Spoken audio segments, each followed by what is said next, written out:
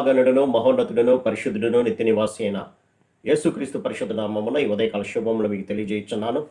ఇది నా దేవుని యొక్క వాక్య ధ్యానము. యేసుక్రీస్తు ప్రభువుల వారికి ఉన్నటువంటి మరొక పేరు సత్యవంతుడు.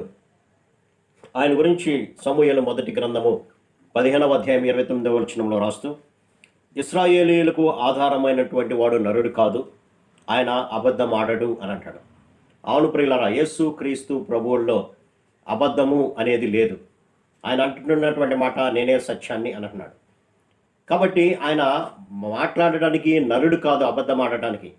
నరులు ఒకానొక సమయంలో ఒక మాట మాట్లాడతారు, ఆ తర్వాత కొద్దిసేపటికి మాట మార్చి నేను అనలేదు అనో వేరొక మాట మాట్లాడటం జరుగుతుంది. కానీ మన దేవుడు సత్యవంతుడైనటువంటి దేవుడు.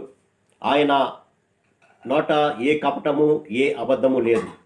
అంతేకాకుండా సంఖ్యాకాండము 23వ అధ్యాయం 19వ వచనం చూస్తే, దేవుడు అబద్ధం ఆడుటకు ఆయన మానవుడు కాదు, పశ్చాత్తాపడటానికి ఆయన నరపుత్రుడు కాదు, ఆయన చెప్పి చేయకుండానా, ఆయన మాట ఇచ్చి స్థాపింపకుండానా అనే మాట చూడొచ్చు.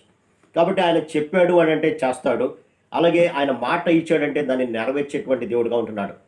అబ్రహామును పిలిచినప్పుడు అబ్రహాముపై తన యొక్క శరీరము మృతతుల్యమైనటువంటి స్థితిలో ఉన్నప్పటికీ కూడా దేవుడిచ్చినటువంటి మాటను, అనగా కుమారుడు నీకు ఇస్తాను అనేటువంటి మాటను ఆయన వారి జీవితంలో నెరవేర్చినట్లుగా మనం గమనించవచ్చు.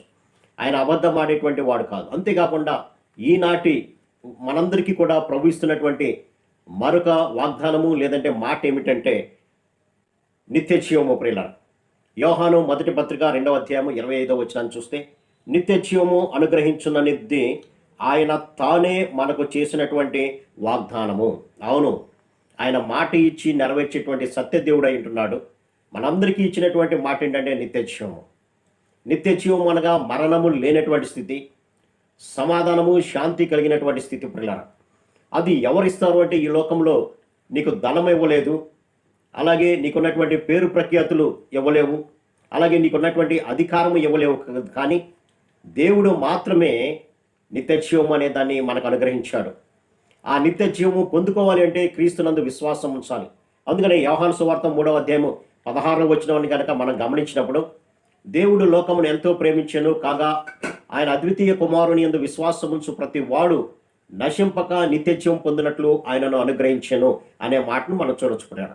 కాబట్టి ఎవరైతే క్రీస్తునందు విశ్వాసం ఉంచుతారో, అనగా దేని బట్టి ఆయన మనకి ఉద్యోగాన్ని ఇస్తాడనో, బిడ్డలను ఇస్తాడనో, లేదంటే అధికారాన్ని ఇస్తాడనో, భూములు ఇస్తాడనే నమ్మటం కాదు, కానీ ఆయన నిత్య జీవం ఇస్తాడని నమ్ముతారో వారందరినీ కూడా నిత్య జీవంలోనికి తీసుకెళ్తాడు. అనగా ఆయనను నమ్మడంలో ముఖ్య ఉద్దేశం ఏంటంటే, ఆయన మనందరి పాపముల నిమిత్తమే తన రక్తాన్ని కార్చారని, ఆ రక్తము ద్వారానే మనకు పాప క్షమాపణ జరుగుతుందని, ఆ రక్తమే మనలను దేవునితో సమాధానపరిచేదని, ఆ రక్తమే మనలో ఉన్నటువంటి ప్రతి దోషాన్ని తీసివేసి పవిత్రపరిచి మనల్ని పరిశుద్ధులుగా మార్చి దేవునితో సహవాసం చేసేది అనేటువంటి ఆలోచన కలిగి ఆయన అద్వితీయ కుమారుడైనటువంటి యేసుక్రీస్తుని విశ్వసిస్తారో వారందరి పాపాలు కూడా క్షమించబడి, వారందరి దోషాలు కూడా ప్రభు చేత కొట్టివేయబడి పరిశుద్ధంగా మార్చి నిత్య జీవములోనికి తీసుకెళ్తాడు. ప్రియులారా, ఇది దేవుడిచ్చినటువంటి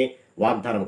ఆ వాగ్దానాన్ని నెరవేర్చడానికి దేవాతి దేవుడు మానవ అవతారిగా తన్ను తాను తగ్గించుకొని పశువుల పాకలో జన్మించి మనందరికీ కూడా ఈ రక్షణను అనుగ్రహించాడు.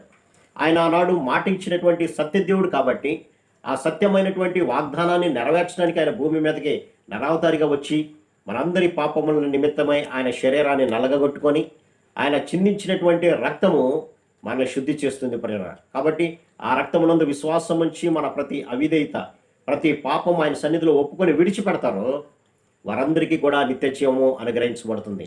ఆయనే వాగ్దానం చేశాడు, మనమేం అడగలేదు. అయ్యా మాకు నిత్య జీవానికి మార్గాన్ని చూపు, మాకు నిత్య జీవాన్ని దయచేసి అని అనలేదు. కానీ ఆయనే మన పట్ల ప్రేమ చూపించి ఆయన మనకు నిత్య జీవాన్ని వాగ్దానం చేశాడు. వాగ్దానం చేసినటువంటి వాడు నమ్మదగిన వాడు. ఆయన మాట్లాడేది ప్రతిదీ కూడా సత్యమే, ఆయనలో ఏ కపటము లేదు, ఏ అబద్ధము లేదు ప్రియులారా. కాబట్టి ఆ మాటను ఆయన నెరవేర్చడానికి లోకానికి వచ్చాడు. కాబట్టి ఆయన సత్యదేవుడిగా మన మధ్యలో కనపడుతున్నాడు. అందుకనే ప్రభు అంటాడు యోహాను సువార్తలో, నేనే సత్యాన్ని అని అంటాడు. కాబట్టి ఆయనే నిజమైనటువంటి దేవుడు. ఆయన ద్వారానే మనందరికీ కూడా పాప క్షమాపణ జరుగుతుందని విశ్వసించి ఆయన సన్నిధికి చేరి మన ప్రతి అవిధేయత ఒప్పుకుందాం. తద్వారా ఆయన వాగ్దానం చేసినటువంటి ఆ యొక్క నిత్య జీవాన్ని పొందుకుందాం. అట్టి కృప పరిశుద్ధాత్మ దేవుడు మనందరికీ దయచేయను గాక.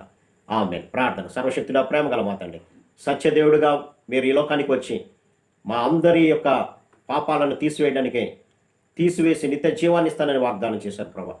ఆ సత్యమైనటువంటి వాగ్దానాన్ని మేము విశ్వసించి మీ సన్నిధికి చేరి మా ప్రతి అవిధేయత ఒప్పుకొని విడిచిపెట్టి మీ కనికరాన్ని పొంది మీరు ఇచ్చేటువంటి నిత్య జీవాన్ని పొందుకునే భాగ్యం ప్రతి బిడ్డకు దయచేయమని యేసు నామమున అడిగి పెట్టుకుంటున్నాం తండ్రి. ఆమేన్. God bless you.